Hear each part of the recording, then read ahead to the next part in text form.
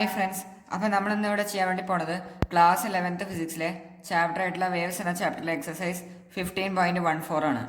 ക്വസ്റ്റ്യനിൽ പറഞ്ഞിട്ടുള്ളത് a wire stretched between two rigid supports vibrates in its fundamental mode with a frequency of 45 hertz.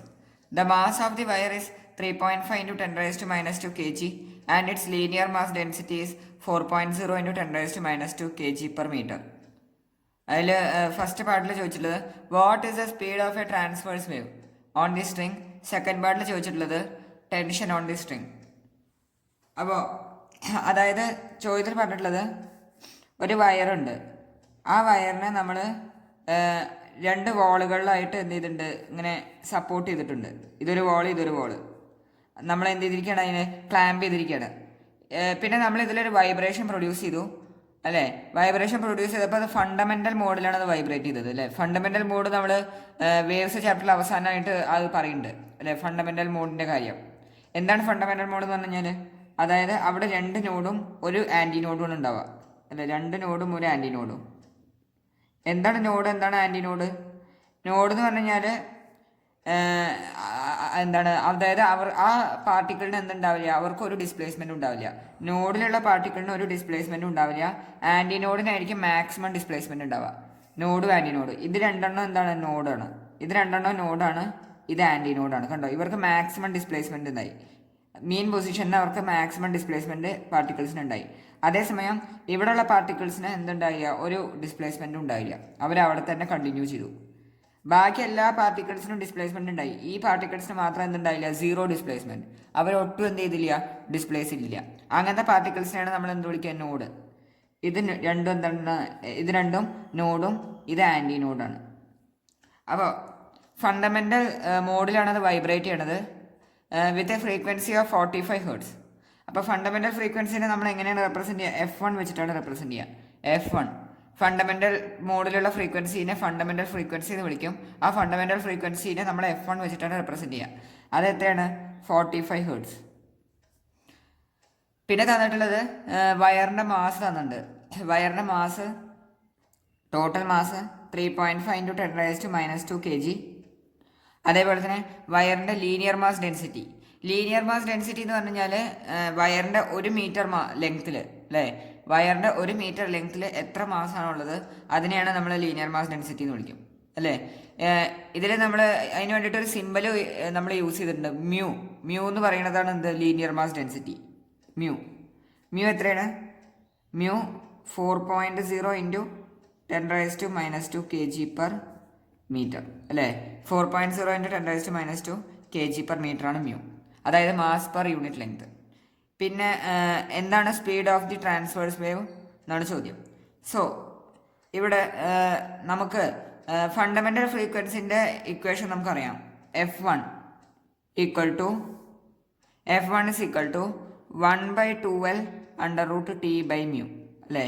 ഈ equation നമ്മൾ എന്താ പറയുക, നമ്മൾ കണ്ടിട്ടുള്ളതാണ്. എങ്ങനെയാണ് ഇക്വേഷൻ ഉണ്ടായത്, under root t by mu എന്ന് പറഞ്ഞാൽ ഫ്രീക്വൻസി എന്താണ്, ഫ്രീക്വൻസി എന്ന് പറഞ്ഞാൽ വെലോസിറ്റി ബൈ വേവ് ലെങ്ത് ആണല്ലോ. Velocity by wavelength. V is equal to f lambda, അതിന് f is equal to v by lambda. എങ്ങനെയാണ് ഇക്വേഷൻ വന്നതെന്ന് കാണിക്കണമെന്ന്. F1 is equal to 1/2L under root T by mu എന്ന് പറയുന്ന equation എങ്ങനെ വന്നു എന്ന് കാണിക്കാം. എഫ് എന്ന് പറയുന്നത് എന്തിന് ഈക്വൽ ആണ്, വി ബൈ ലാംഡയ്ക്ക് ഈക്വൽ ആണ്. കാരണം v is equal to f ലാംഡയാണ് അല്ലേ. സോ ഇവിടെ നമുക്കറിയാം രണ്ട് നോഡ് ഫണ്ടമെന്റൽ മോഡിൽ വൈബ്രേറ്റ് ചെയ്യണ വയറാണ്. ഫണ്ടമെന്റൽ മോഡിൽ വൈബ്രേറ്റ് ചെയ്യണ വയറാണ്. ഇത് N, ഇതൊരു നോഡ്, ഇതൊരു നോഡ്, ഇതിൻ്റെ ഇടയിൽ ഒരു ആൻറ്റി നോഡ്. രണ്ട് നോഡിൻ്റെ ഇടയിലുള്ള ഡിസ്റ്റൻസ് നമ്മൾ പഠിച്ചിട്ടുണ്ട്. Distance between two adjacent nodes എത്രയാണ്, λ/2 ആണ്.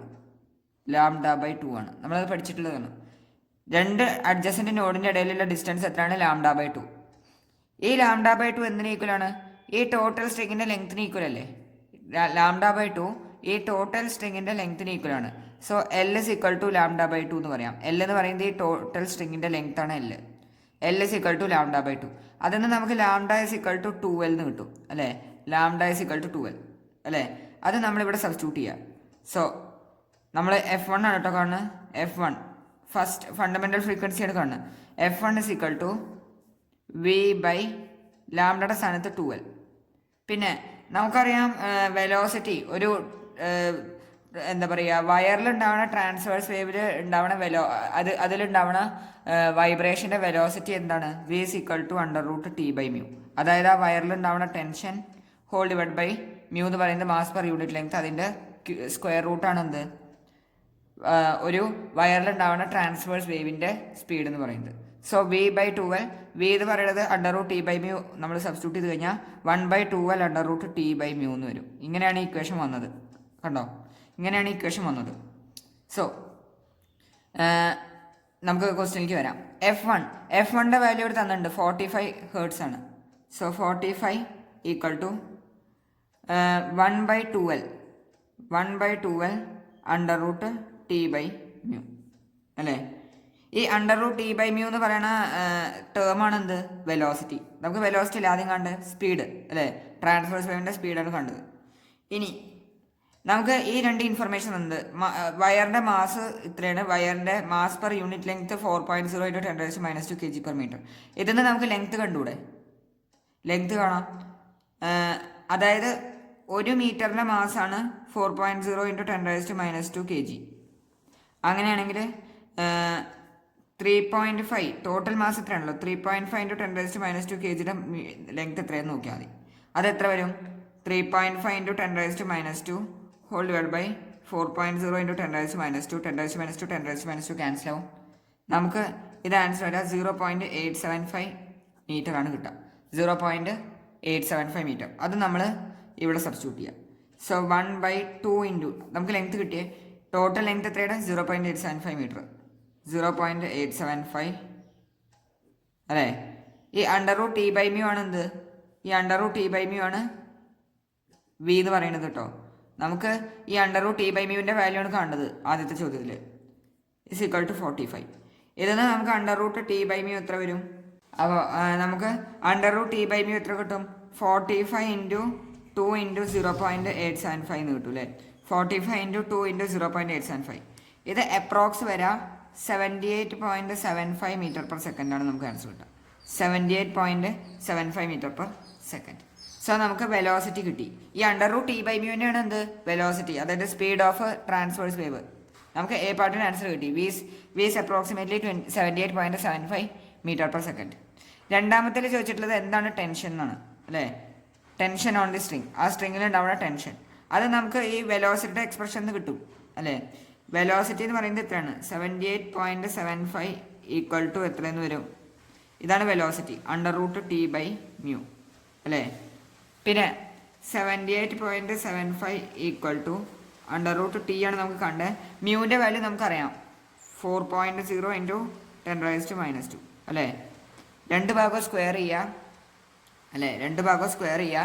സ്ക്വയർ ചെയ്തിട്ട് നമ്മൾ ടീൻ്റെ വാല്യൂ കാൽക്കുലേറ്റ് ചെയ്യുക. സോ നമ്മൾ ടീയുടെ വാല്യൂ കാൽക്കുലേറ്റ് ചെയ്ത്